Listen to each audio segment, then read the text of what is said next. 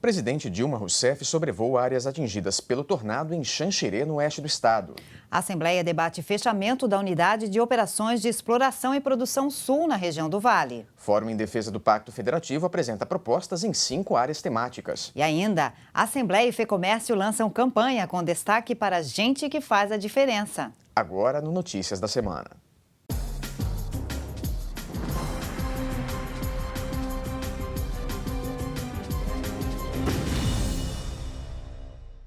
Moradores de Xanxerê, no oeste do estado, receberam esta semana a visita da presidente Dilma Rousseff.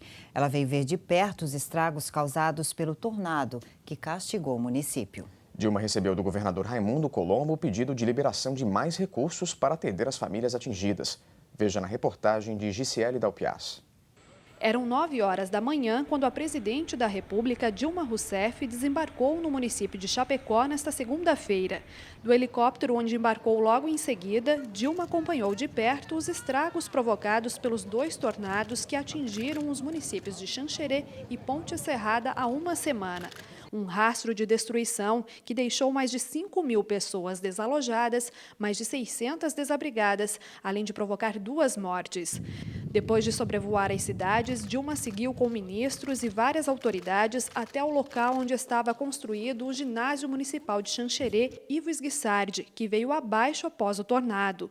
Impressionada com o cenário, a presidente considera o ginásio o símbolo da reconstrução que precisa ser feita nos municípios. O milagre, as pessoas que estavam aqui dentro do ginásio terem escapado com vida, essas meninas são uma prova disso. É só olhar o tamanho dessa parede que caiu. Se ela chega a atingir um ser humano, uma menina ou um menino, é uma catástrofe. Então, a gente tem de reconstruir agora. Agora é hora de reconstruir e ir para frente. A expectativa de reconstrução é o que une a população atingida. Na frente da Prefeitura Municipal de Xanxerê, vários moradores se concentraram com cartazes de agradecimento e à espera do anúncio de apoio da presidente Dilma Rousseff. Foi ali que ela se reuniu com os ministros da Integração, Gilberto Ock, do Trabalho, Manuel Dias, das Cidades, Gilberto Kassab, e também com o governador Raimundo Colombo e o prefeito de Xanxerê, Ademir Gasparini. O representante do Executivo Municipal pediu a permanência do Exército na cidade e agradeceu o apoio da presidente da República.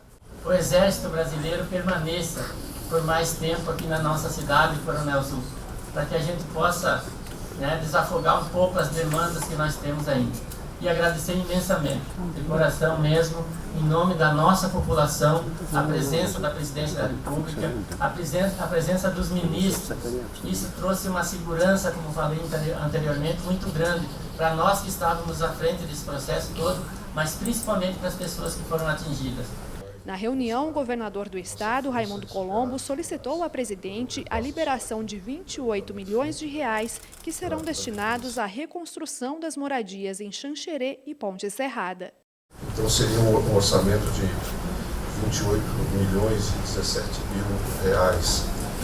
Então, eu não tenho dúvida de que, em conjunto, somando forças, como sempre fizemos, e mais uma vez estamos aqui para mostrar que esse é o caminho e a senhora é a líder desse processo, nós vamos somar nossas forças de tal forma que em muito pouco tempo nós vamos poder oferecer a normalidade de vida às pessoas se restabelecendo.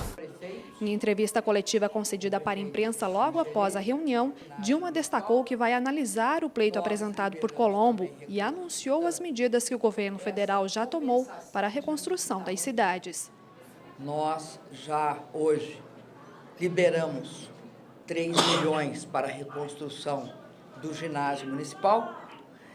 Nós liberamos também recursos tanto para a Ponte Serrada quanto para Xanxerê, para reconstrução de telhados e todos os equipamentos que são necessários para essa recuperação, mas pretendemos também dar contribuições às que sempre damos diante de calamidades, que é a liberação antecipada do Fundo de Garantia, a liberação antecipada do benefício da prestação continuada do Ministério da Previdência, do Bolsa Família, e inclusive a liberação do Fundo de Garantia por Tempo de Serviço, que vai ser feita nos próximos dias a partir da iniciativa do Ministério do Trabalho e da Caixa Econômica Federal como executora. Enquanto os recursos vão sendo disponibilizados pelo município, estado e União, aqui em Xanxerê o trabalho não para.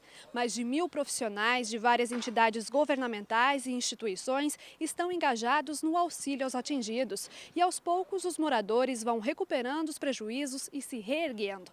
É um trabalho de formiguinha, mas que já começa a dar resultados. Primeiro, a condição visual da cidade, né? Do momento do desastre que ocorreu na segunda-feira, dia 20, para hoje, o cenário mudou por completo.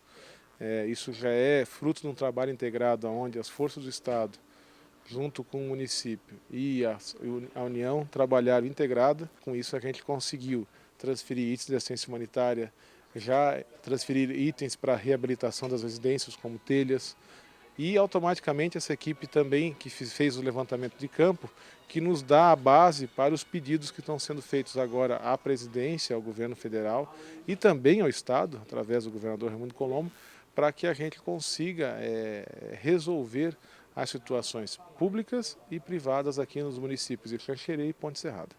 Ainda no oeste do estado, moradores de Caibi pediram aos deputados da Comissão de Segurança reforço no policiamento do município. Apenas 4 policiais militares e 1 civil atuam na cidade, que sofre com um aumento no número de ocorrências. Caibi fica a 80 quilômetros de Chapecó, perto da divisa com o Rio Grande do Sul. Nos últimos anos, os 6.200 habitantes vêm convivendo com um aumento no número de ocorrências policiais e atribuem o problema à redução no número de policiais que atuam na cidade. A Assembleia Legislativa realizou uma audiência pública aqui em Caibi para ouvir as autoridades e moradores. Eles estão preocupados porque a Polícia Civil tem apenas um investigador na cidade e a Polícia Militar, um comandante e outros 3 homens que não conseguem cumprir uma escala de trabalho de 24 horas. Por isso, em Caibi, não há policiamento das 7 horas da manhã à 1 da tarde.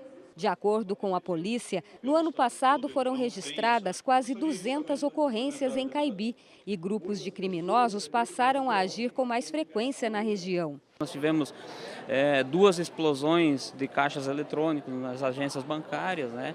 Outros roubos, furtos, até um assassinato tivemos aí há poucos dias.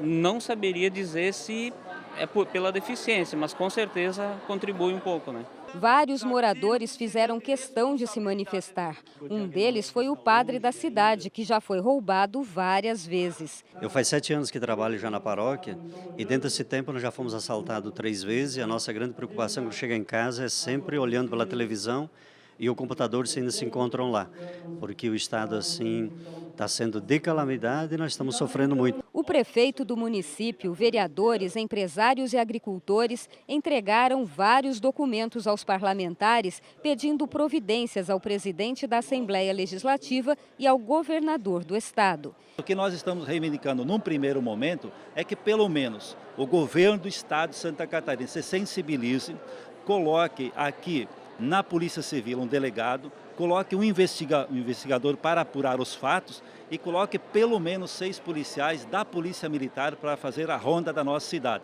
Os parlamentares fizeram uma avaliação do problema que atinge Caibi e outros municípios pequenos do oeste do estado. Primeiro porque o estado tem dificuldade em olhar para os pequenos municípios, né? Sempre quando há concurso público se concentra nas grandes regiões. Em segundo lugar, nós tivemos nos governos passados a ausência de concurso público. Isso acumulou falta de policiais, porque o policial se aposenta, mas não entra outro no seu lugar. Isso estoura onde? No município pequeno, e na região extremo-oeste eu diria que é mais grave ainda, porque o nosso estado tende a concentrar mais policiais em outras regiões. Nos pequenos municípios, como é o caso de Caibi aqui, tem 3 policiais hoje. Se vier mais 3, que não é um número grande, aumenta em 100%, dobra o efetivo. Então eu vejo que dá para atender os pequenos municípios com as turmas que estão sendo formadas aí nos últimos concursos. O secretário de Desenvolvimento Regional de Palmitos, Mário Alceu Paiter, representou o governo de Santa Catarina na audiência pública e prometeu aumento no efetivo de policiais. A partir de maio, a gente vai ter 2 policiais militares aqui na polícia de Caibi e a partir de outubro possa ter mais 2 efetivos então na Polícia Civil para poder fazer melhor as investigações, enfim, para dar melhor condição de segurança aqui para os nossos municípios, principalmente na comarca de Palmitos, que atenda o município de Palmitos e Caibi. Mas os parlamentares querem mais. Eles pretendem agora se reunir com representantes do governo em Florianópolis para exigir uma solução definitiva para o problema.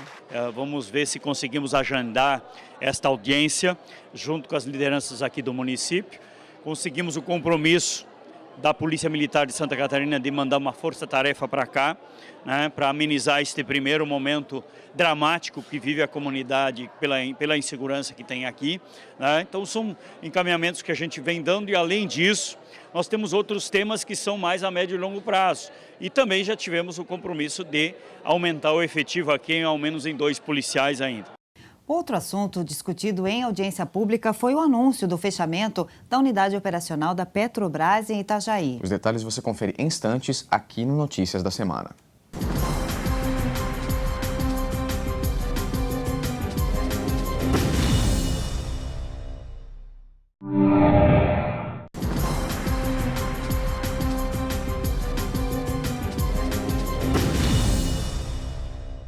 A Assembleia Legislativa e a Câmara de Vereadores de Itajaí realizaram esta semana uma audiência pública para discutir o anúncio do fechamento da unidade operacional da Petrobras. O encontro contou com a participação de diversas lideranças políticas e também empresariais que pedem a manutenção da unidade. A audiência pública lotou o plenário da Câmara de Vereadores de Itajaí. Participaram diversos vereadores, membros da comunidade, funcionários da Petrobras, além de vários deputados estaduais. O presidente da Assembleia Legislativa, deputado Gelson Merizio, do PSD, reforçou a importância da permanência da unidade de operações da Petrobras na cidade de Itajaí.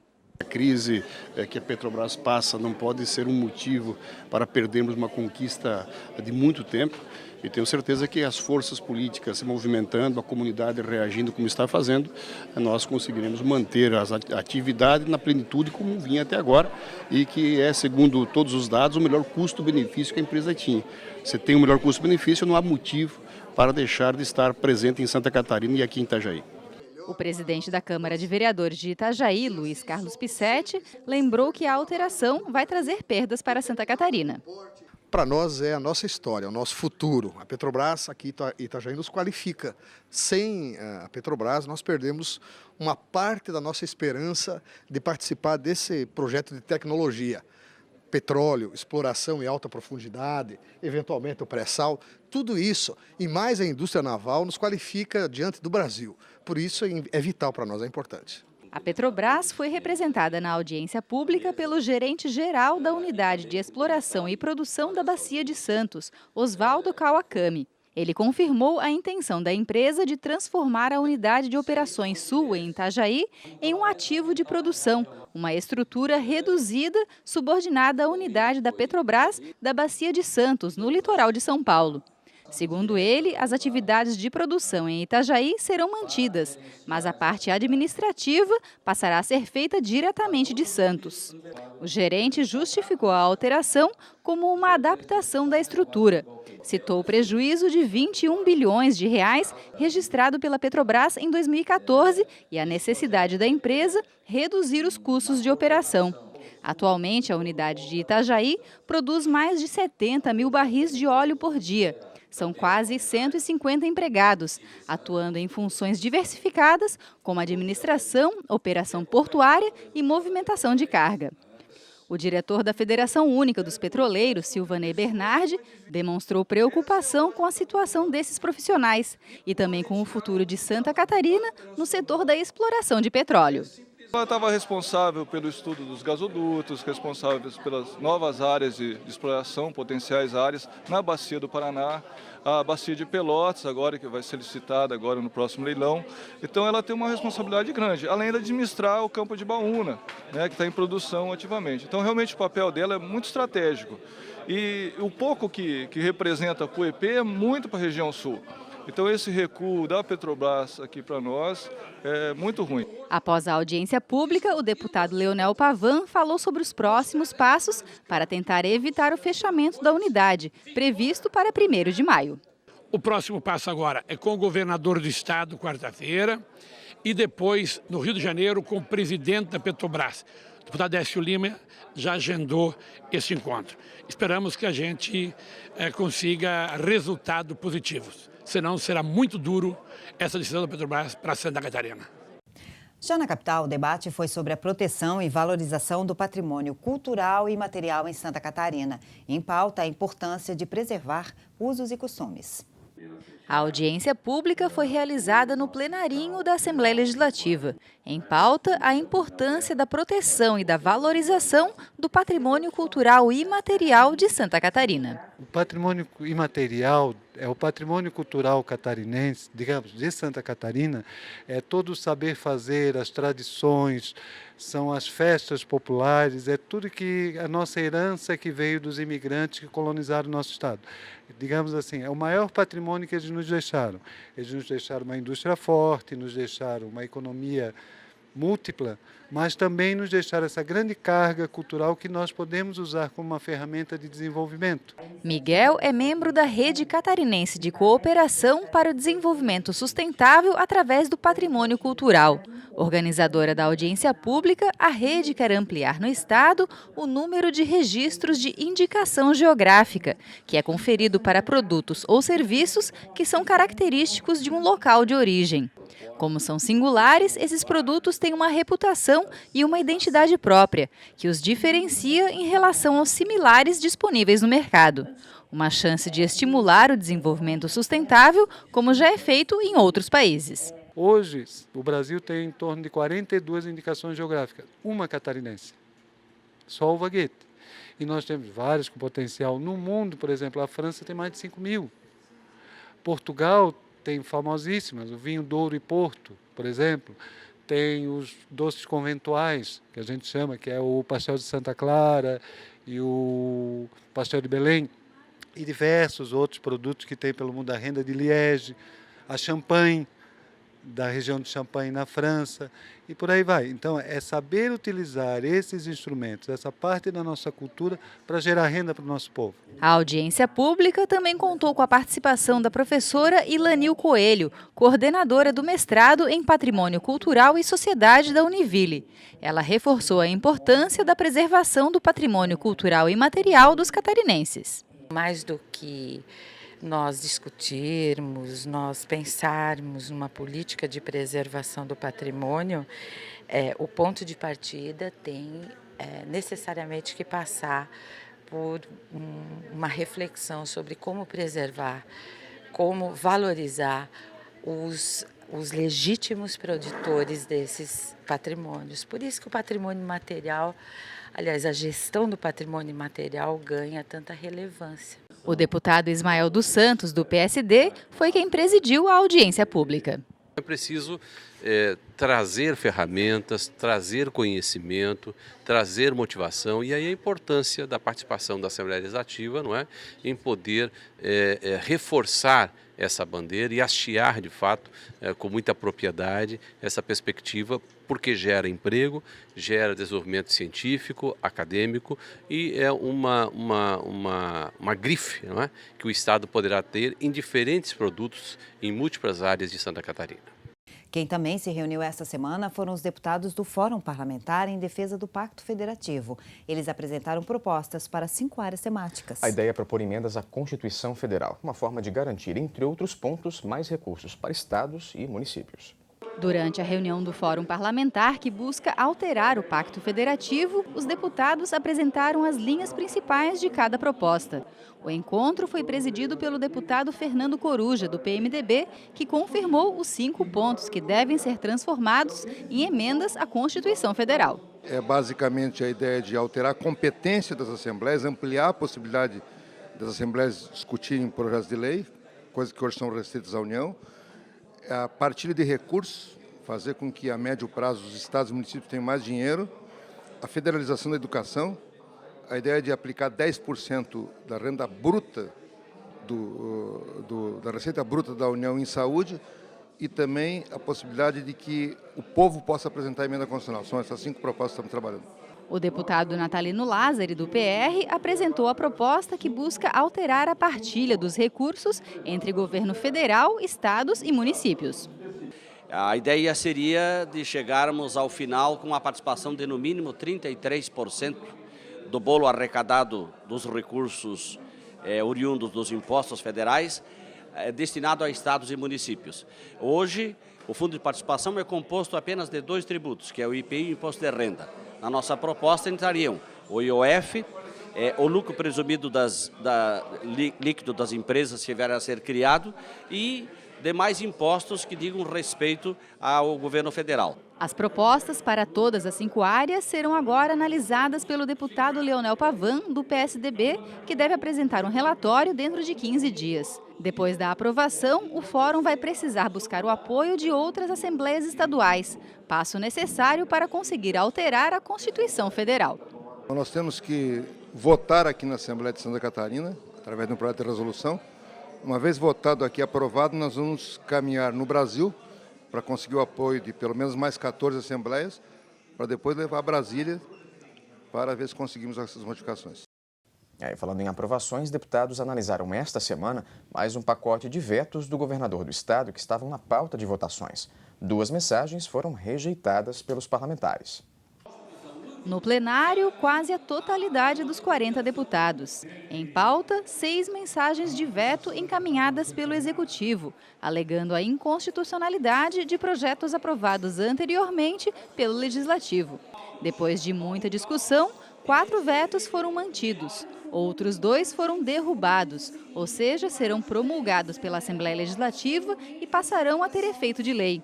Um dos projetos aprovados, de autoria do deputado Antônio Aguiar, do PMDB, institui o Programa de Apoio Psicológico e de Orientação para Pais Biológicos ou Adotivos de Crianças Especiais. Outra mensagem derrubada é a que vetava um projeto de autoria da deputada Ana Paula Lima, do PT.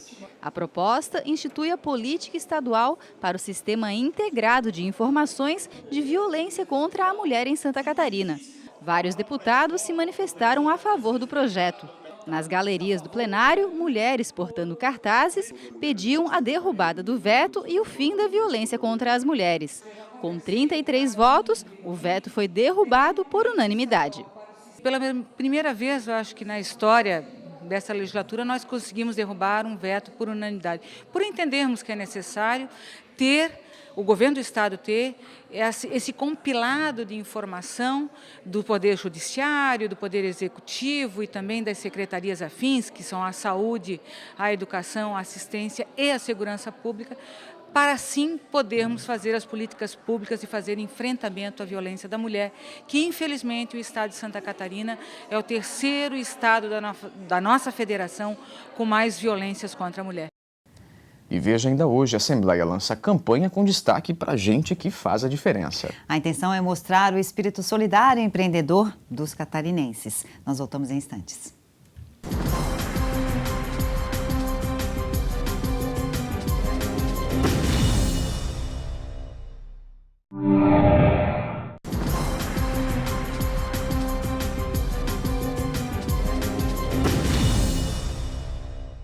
Santa Catarina retomou esta semana as discussões sobre a criação do Comitê Estadual da Tortura. O estado é um dos poucos do país que ainda não dispõe desse organismo.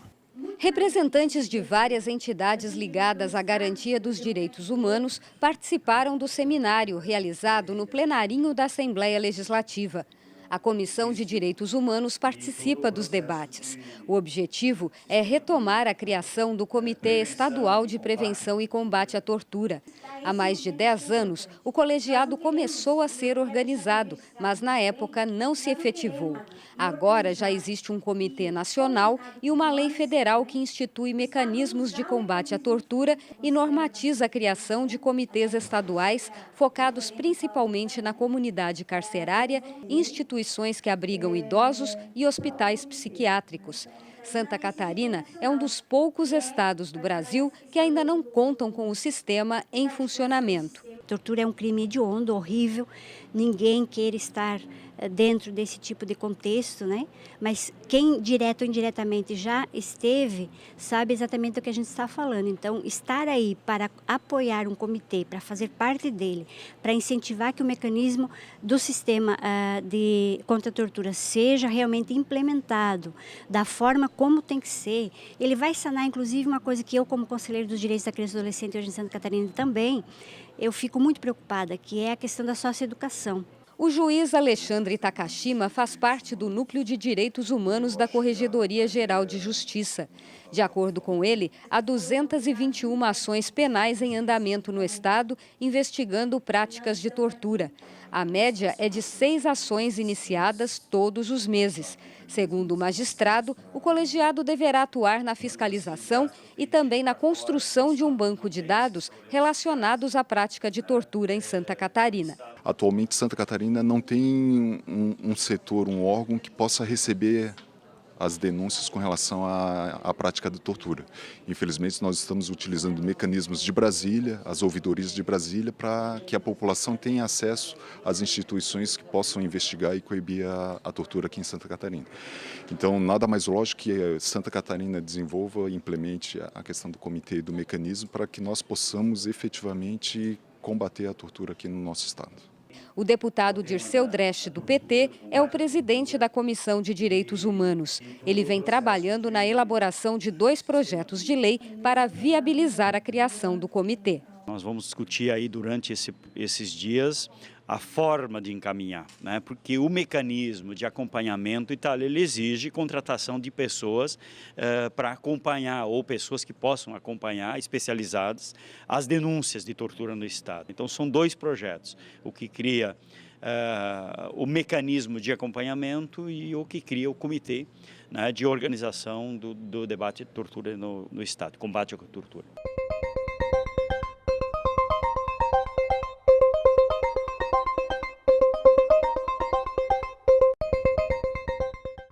A Comissão de Responsabilidade Social da Assembleia elegeu esta semana a presidente e vice-presidente do grupo. São elas que vão conduzir os trabalhos da comissão, encarregada de organizar a 5ª edição do prêmio.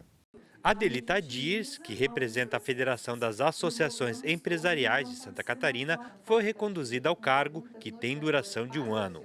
Para a vice-presidência da Comissão Mista de Certificação de Responsabilidade Social, foi eleita a representante da Federação das Indústrias de Santa Catarina, Andressa Vicenzi. Durante o encontro, os integrantes da Comissão Mista deram início às discussões para a mudança nas regras da edição deste ano da certificação e do troféu de responsabilidade social e também analisaram estratégias de divulgação da premiação. Um desafio importante que nós estamos construindo com todos os voluntários que aqui compõem a Comissão Mista. Nós estamos prevendo organizações internas, porque a gente entende que é uma leitura também de esforços que podem ser melhorados e que terão respaldo na comunidade. Nós começamos, então, a partir de agora, a revisão do edital, as estratégias de comunicação, como chegar às empresas e entidades de toda Santa Catarina que precisam e têm a possibilidade de demonstrar as suas boas práticas para todo o nosso estado. É uma satisfação e um grande desafio, principalmente porque a Fies, como uma federação que representa a indústria catarinense, a questão da sustentabilidade é um tema muito discutido e que a gente precisa debater e levar mais e discutir de que forma as empresas podem trazer a sustentabilidade para o seu dia a dia, né? Então, assim, assumir essa vice-presidência basta ser um grande desafio. E o Notícias de hoje termina mostrando o lançamento da mais nova campanha institucional da Assembleia em parceria com a FEComércio. O nome diz tudo: gente que faz a diferença. O objetivo é mostrar o espírito solidário e empreendedor dos catarinenses. E para chegar a todas as regiões do estado, a campanha vai contar com a parceria dos veículos de comunicação do estado. A ideia da nova campanha institucional da Assembleia Legislativa é mostrar que, mesmo em meio à crise econômica e moral que assola o país, o catarinense sempre consegue se reinventar. Os catarinenses sempre enxergam uma oportunidade de fazer mais, de fazer melhor. E o resultado é um estado que nunca esteve tão em dia com suas obrigações. O lançamento oficial da campanha aconteceu durante um almoço nesta terça-feira. O evento, realizado no Sesc em Cacupé, reuniu boa parte dos deputados estaduais, autoridades políticas, representantes de entidades e empresários. A campanha Santa Catarina, Gente que Faz a Diferença, será divulgada em TV, rádio, jornal e internet a partir do dia 3 de maio. Também haverá um site exclusivo com depoimentos reais de pessoas que vivem aqui no estado e que são exemplos de superação.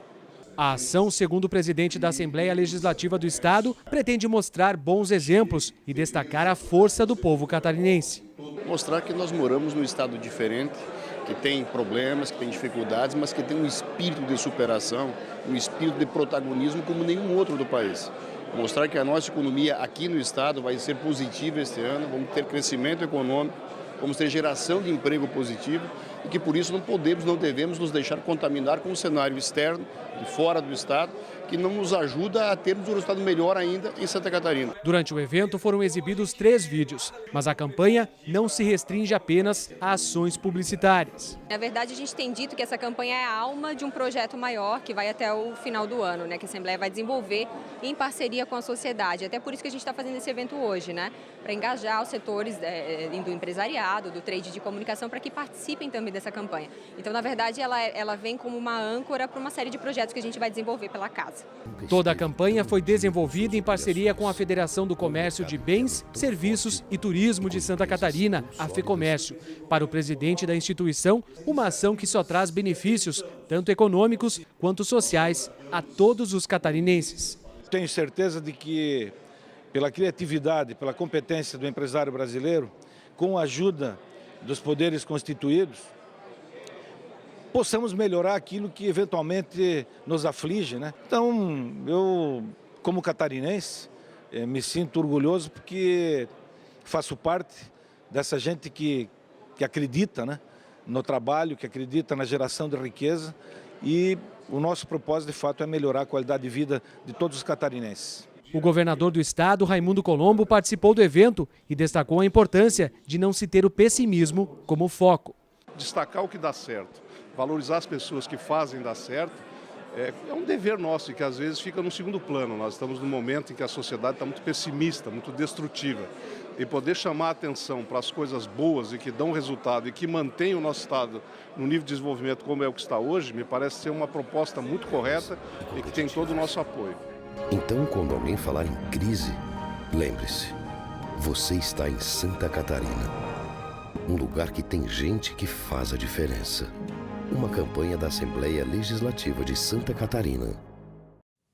Para conhecer os cases da campanha, basta acessar gentequefazadiferença.sc.gov.br. Por hoje é só, nós nos vemos semana que vem. Até lá!